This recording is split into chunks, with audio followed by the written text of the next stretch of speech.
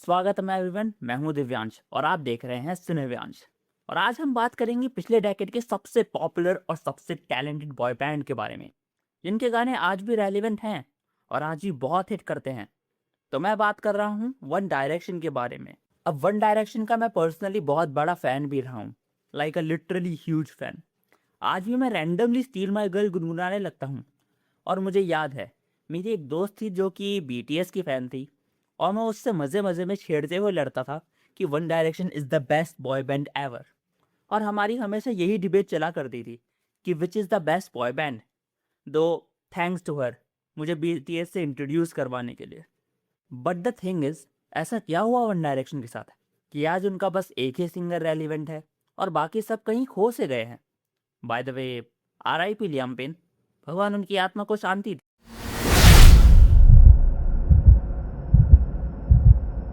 तो अगर आप सब 1995 से 2007 के फेज में पैदा हुए हो, तो आपने वो ज़माना अपनी एडोलिसेंट या अपने लेट चाइल्डहुड में ज़रूर देखा होगा, जब लोग वन डायरेक्शनल गानों के लिए पागल थे। ये बॉय बैंड सबसे अलग था। इन्हें डांस करना नहीं आता था। इनके स्टेज कॉन्सर्ट्स वैसे नहीं रहते थे जैसे बाकी बॉय बैंड्स के रहते हैं। But still they had the vibe जो कि उनको रिलेटेबल बनाती थी। The only talent they had was singing.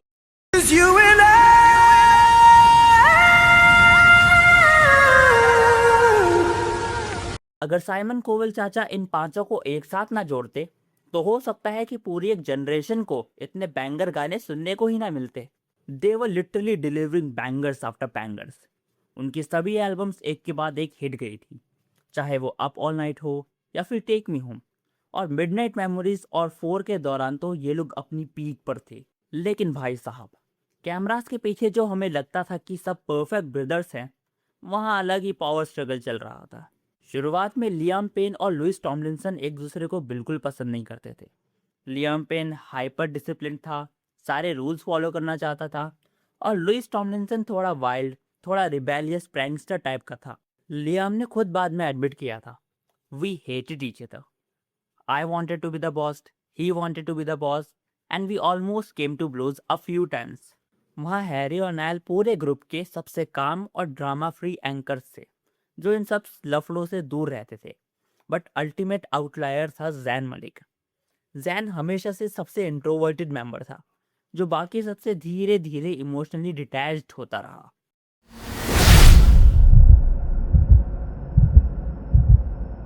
और फिर इनका पहला झटका तब लगा जब जैन मलिक ने बैंड छोड़ दिया। अब जैन ने बैंड अपनी पर्सनल रीजंस की वजह से ही छोड़ा। ही लिटरली सेड कि he never wanted to be in One direction.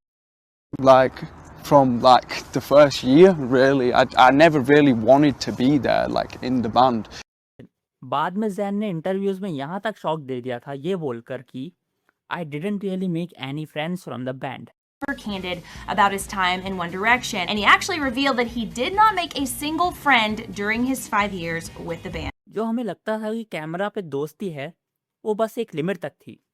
बाकी उनका बॉन्ड कुछ अलग ही थका देने वाला था। लेकिन जैन के जाने के बाद भी ऐसा नहीं था कि वन डायरेक्शन कमज़ोर पड़ गई थी। उसके जाने के बाद ड्रैग मी डाउन बहुत तगड़ा हिट गया था, और आज भी वो गाना सुनने जाओ तो बंदा हुक्ड रहता है।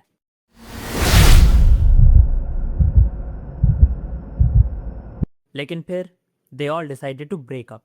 उनमें से सिर्फ लुइस टॉमलिंसन ही था जिसको जेन्युइनली ब्रेकअप नहीं करना था, बट उसके अलावा they all agreed to leave. अब उनके अलग होने के बाद अगर हम उनकी इंडिविजुअल पॉपुलैरिटी और सक्सेस को देखें, तो उनमें से सिर्फ हैरी स्टाइल्स ही रहा जो सबसे ज़्यादा रेलिवेंट और सक्सेसफुल रहा। जैन मलिक का वन डायरेक्शन छोड़ने के बाद डस्ट टिल डॉन एक मैसिव हिट ज़रूर रहा, पर उसके बाद उसके गाने कुछ खास परफॉर्म कर नहीं पाए। लियाम पेन का स्ट्रिप दैट डाउन अच्छा चला, बट उसके भी बाकी गाने कुछ खास परफॉर्म नहीं किए। लुइस टॉमलिंसन का बैक टू यू बेब रैक्सा के साथ बहुत अच्छा चला, बट उनके भी बाकी गाने कुछ ठंडे पड़ गए। लेकिन हैरी स्टाइल्स वन डायरेक्शन के दिनों से ही रेलिवेंट रहना जानता था।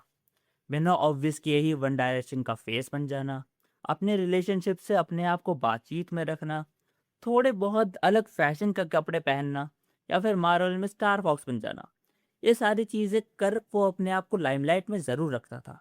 पर इसका मतलब ये नहीं कि वो सक्सेसफुल सिर्फ इसलिए था क्योंकि वो दिखता रहता था। वो टैलेंटेड भी बहुत था।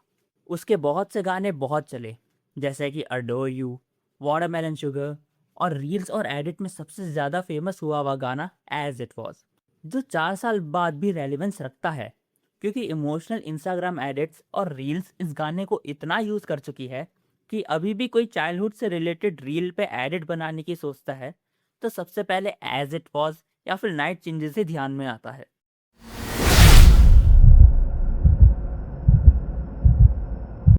और अब हम बात करते हैं हाल ही में हुए सबसे कंट्रोवर्शियल और दुखद मैटर के बारे में।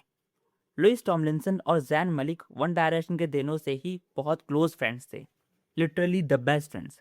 हो सकता है कि जैन ने पहले जो बैंड छोड़ने का सोचा था उसको रोकने का इकलौता रीज़न लुइस ही रहा हो, लेकिन हाल ही में कुछ बहुत ही बुरा हुआ है।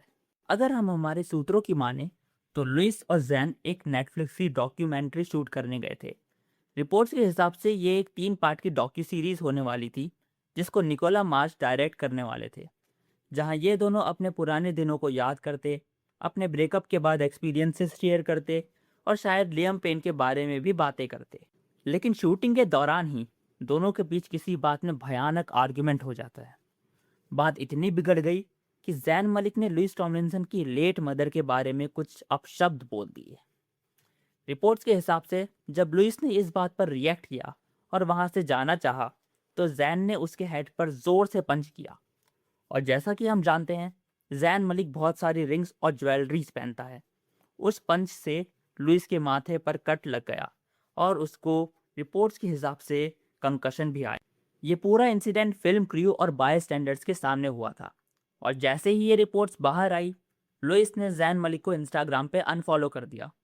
और हम ये सब तो जानते ही हैं कि आजकल के ज़माने में अगर कोई किसी को इंस्टा पे अनफॉलो कर दे तो उसका हुआ ऐसे बनाया जाता है जैसे किसी बाप ने अपने बेटे को प्रॉपर्टी देने से मना कर दिया हो। चलो, तुम्हारे हिस्से की जमीन और जायदाद उठाओ, इसे निकालो यहाँ से। खैर, अब जो हुआ सो हुआ, it is what it is. आप इस पूरे वन डायरेक्शन के मामले में क्या सोचते हैं? अपनी राय कमेंट सेक्शन में ज़रूर दीजिएगा, मैं आपके कमेंट ज़रूर से पढ़ूंगा। तब तक के लिए कीप वॉचिंग सिनेवांश।